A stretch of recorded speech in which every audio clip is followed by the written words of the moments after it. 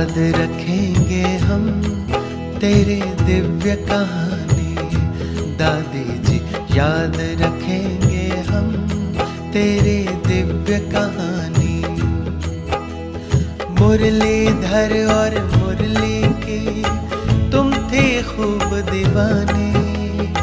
मुरलीधर और मुरली की तुम थे खूब दीवानी। याद रखेंगे हम तेरी दिव्य कहानी। दादी जी याद रखेंगे हम तेरी दिव्य कहानी।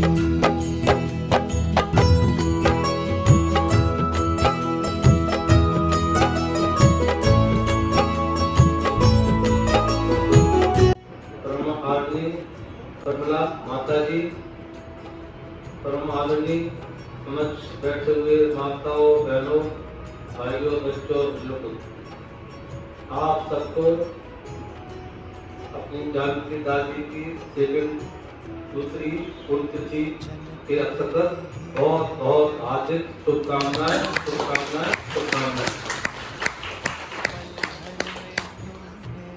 बाकी सभी जानकी दादी के बारे में जानते होंगे, फिर भी उनके जीवन के बारे में कुछ बताना चाहता हूँ। दादी का जन्म 1916 को सिंध हैदराबाद पाकिस्तान में हुआ था और दादी 21 वर्ष की आयु में ज्ञान में आ चुकी थी।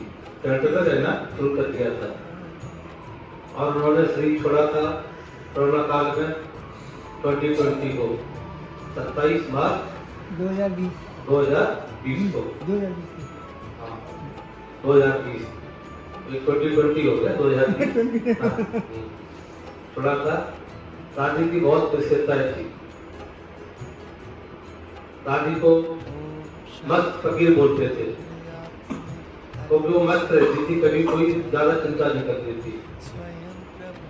वो बोलती थी सफेद साड़ी, जेब खाली और जगत की मालकिन। मतलब सफेद साड़ी सस्ती होती है, कोई भी ले लो आप, अच्छे सर के कम पैसे की ही आती है और जेब में कुछ भी नहीं रहता था उसके, और तभी वो संसार की मालकिन कहलाती थी। तो इसको इसलिए उनको बस फकीर कहते थे। और दादी को शेरनी के नाम से ही पुकारते थे। देखा होगा कि वो धारती थी, जब लास्ट में भी जब वो रही थी तब भी जोर से बोलती थी। ऐसे आवाज हमारी आगे किसी की भी नहीं है, तो उनको शेरनी के नाम से भी संसार में बोलते थे कि शेरनी दादी आ रही है। तो इसकी बहुत सी विशेषता है। और कभी भी ये जब जाती थी, जैसे विदेश में या देश से भ्रमण करती थी किसी सेवा के लिए, तो टोली थैले में टोली भर के ले जाती थी, पूरा थैला भर के ले जाती थी और वही बांटना शुरू करती थी। या एयरपोर्ट पे एयर होस्टेस हो या क्रू मेंबर हो या कोई बगल में माता है भाई बैठे हो, तो जब तक थैला खाली नहीं होता था तब तक वो टोली को बांटती रहती थी। इसी प्रकार रेल के अंदर भी जैसे टीटी को या साथियों को या प्लेटफार्म पर, तो इसको मस्त फकीर बोलते थे। उनका ये नहीं होती ये टोली ले जाके कोई खास भाई को देंगे, कोई वीआईपी होगा, ऐसा कोई मतलब नहीं था उनका। मस्त ऐसी जो आया वो सेवा में लगा देती थी और देश में उन्होंने बहुत सेवाएं की हुई। यहाँ तक उसके बाद वो देखा होगा, आपने सुना होगा कि जो स्वच्छता अभियान चला था, मोदी जी चलाया था नहीं, तो सबसे जो अवार्ड होता है स्वच्छता अभियान का दादी को मिला हुआ है। दादी को मोदी जी ने खुद दिया हुआ है। उनसे 19 में ऐसा कुछ दिया था, मुझे करेक्ट याद नहीं है, तो उनको स्वच्छता अभियान अवार्ड से उनको सम्मान दिया गया है। इसी प्रकार विदेश के अंदर जब दादी रहती थी तो वो योग में बैठती थी, तो वहाँ के विदेश के वैज्ञानिक साइंटिस्ट देखते थे कि इनके अंदर क्या खासियत है। रिसर्च किया था उनका, तो अध्ययन किया था, तो देखा गया था कि बहुत उनके अंदर एकत्रता थी। मतलब बिल्कुल कुछ भी करो, चाहे पंखा चलाओ, चाहे एसी चलाओ, चाहे आप हल्ला गुल्ला करो, तो वो जब तक योग पूरा नहीं होता था तब तक वो हिलती नहीं थी। तो उनको भी इसका एकत्रता के अवार्ड से उनको भी सम्मानित किया गया विदेश के अंदर। पूरे वर्ल्ड के अंदर पहली महिला थी जो कि इसके एकत्रता के अंदर उनको सम्मानित किया गया। ऐसे दादी के अंदर बहुत सी विशेषताएं थी। अब देखो, जब कोरोना काल में वो बीमार हुई थी, थोड़े हुई है, 2-4 दिन बताते हैं, और किसी से सेवा नहीं ली उन्होंने बस, और उन्होंने शरीर छोड़ दिया। ये तो क्या है, आज की डेट में 50 साल से 60 साल से होते ही और वो 2-3-4 तक सेवा कराते हैं, तब भी शरीर छोड़ते हैं। पर एक अपनी संस्था के अंदर पहली दादी है या कुमार या दीदी, मानो कोई भी जो किसी की सेवा नहीं की। और सबसे बड़ी बात है, उन्होंने सेंचुरी क्रॉस कर दिया। जब क्रिकेट खेलते तो वो 90, 70, 80, 99 आउट हो जाते थे, चल नहीं पाते हैं, और सेंचुरी बनाने वाले भी हैं। पर दादी ने क्या किया, सेंचुरी को भी क्रॉस कर दिया। तो कितनी सौभाग्यशाली थी। हम लोग क्या सोचते कि 60 साल के बाद कुछ नहीं कह सकते, तब शरीर छोड़ देंगे। पर दादी 104 की वर्ष में जाकर उन्होंने शरीर छोड़ा था। तो दादी बहुत सौभाग्यशाली थी। और देखो, अपने संस्कार के अंदर क्या होता है, कोई भी शरीर छोड़ता है, तीसरे दिन उनका अंतिम क्रिया की जाती है। ये वैसे ब्रह्म बाबा से शुरू हुआ है। कोई भी शरीर छोड़ता है, बड़े जो सम्मानित कुमार दादी या कुमारी कोई भी हो, तो उनको क्या करते हैं, तीसरे दिन उनको अंतिम संस्कार किया जाता है। पर दादी का कितने दिन होगा, 3 घंटे के अंदर ही, वो भी 100 गांठ, किसी को परेशान नहीं किया। 3 दिन तक लोग खड़े होते, योग करते हैं, आना जाना करते हैं, और लोग यहाँ से दिल्ली से जाते, विदेश को जाते, पर उन्होंने 3 घंटे के अंदर ही अपना संस्कार करवा लिया। ये भी उनके से खुशी थी। और उसके बाद क्या है, उसके बाद सेलिब्रेशन बहुत बड़ा ब्रह्म भोजन होता है। कोई भी दादी थी तो उन्होंने ब्रह्म भोजन की बड़ा नहीं करवाया, जो नॉर्मल उनकी जो भोग लगवाया वही लगा के और सबको ही विदाई करके चली गई। तो इसका मतलब दादी बहुत सौभाग्यशाली थी। और वो कौन सी शास्त्रिका थी, 4थे नंबर की। सबसे पहले थी मम्मा, दूसरे की थी मनोमोहिनी दादी, और तीसरी थी प्रकाशानंद दादी, 4थे नंबर पे थी अपनी जानकी दादी। 5वें नंबर पे कौन थी, जो गुलजार दादी। और आज जो 6वें नंबर पे कौन है, रत्नमोहिनी दादी शास्त्रकार है। अपने संस्था के अंदर हमेशा टीचर बहनी ही, मतलब कुछ भाषा बोलो तो महिला ही बनती है, पुरुष को बाबा ने आगे नहीं रखा। जब संस्था चालू किया था कोमल के नाम से, तब भी माताओं बहनों को भी आगे रखा, और मम्मा प्रशासक बनी थी पहले। तो कभी भी संस्था चलेगी, उनके वजह से ही हम लोग हैं। अगर दीदियां नहीं होती तो हम लोग आज ऐसे बैठे नहीं होते, पूरे वर्ल्ड के अंदर नाम नहीं होता।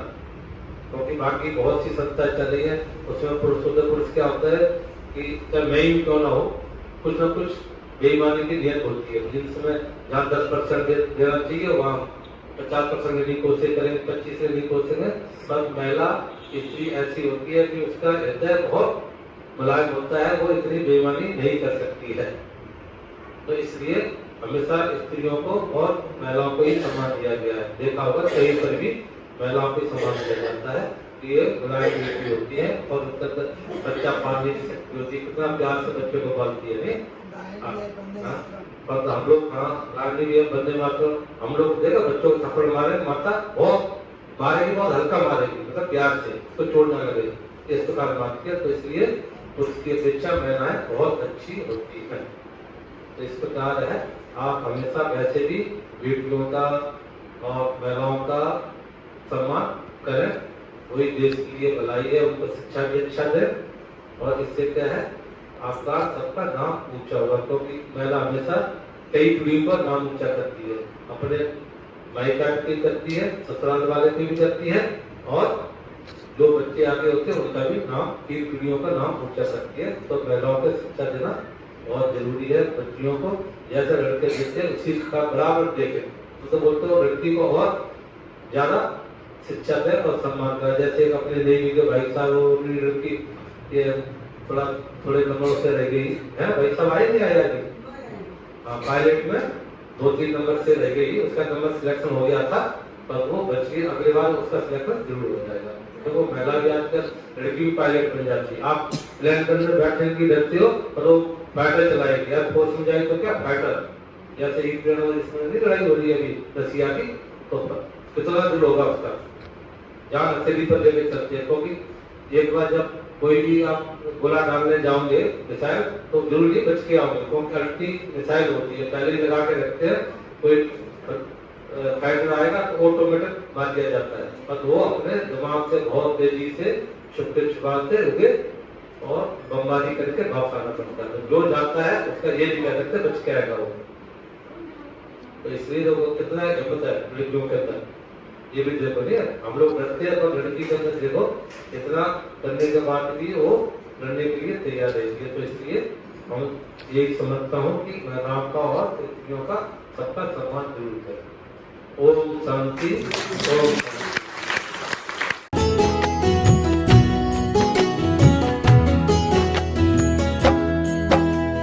याद रखेंगे हम तेरे दिव्य कहानी, दादी जी याद रखेंगे हम तेरे दिव्य कहानी।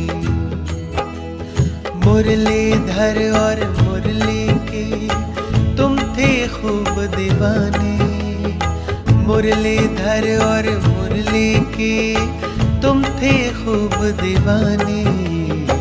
याद रखेंगे हम तेरी दिव्य कहानी, दादी जी याद रखेंगे हम तेरी दिव्य कहानी।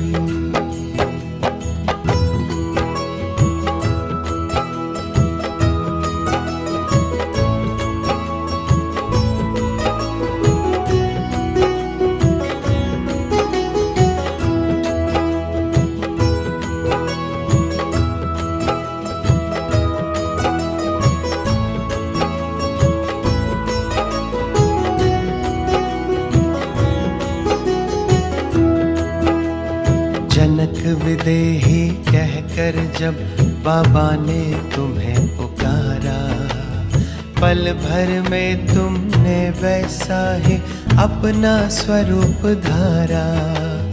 पालन करती रही सदा तुम बाबा की समझानी, दादी जी हम याद रखेंगे तेरी दिव्य कहानी। याद रखेंगे हम तेरी दिव्य कहानी, दादी जी याद रखेंगे हम तेरी दिव्य कहानी।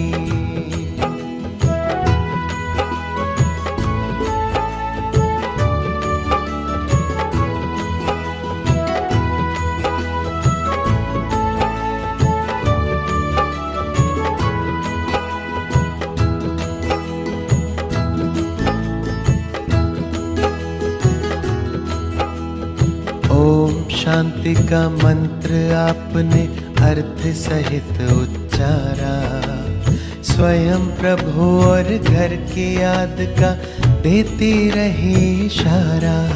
बांटे तुमने वरदान सभी को बन कर के वरदानी, दादी जी हम याद रखेंगे तेरी दिव्य कहानी। याद रखेंगे हम तेरी दिव्य कहानी, दादी जी याद रखेंगे हम तेरी दिव्य कहानी।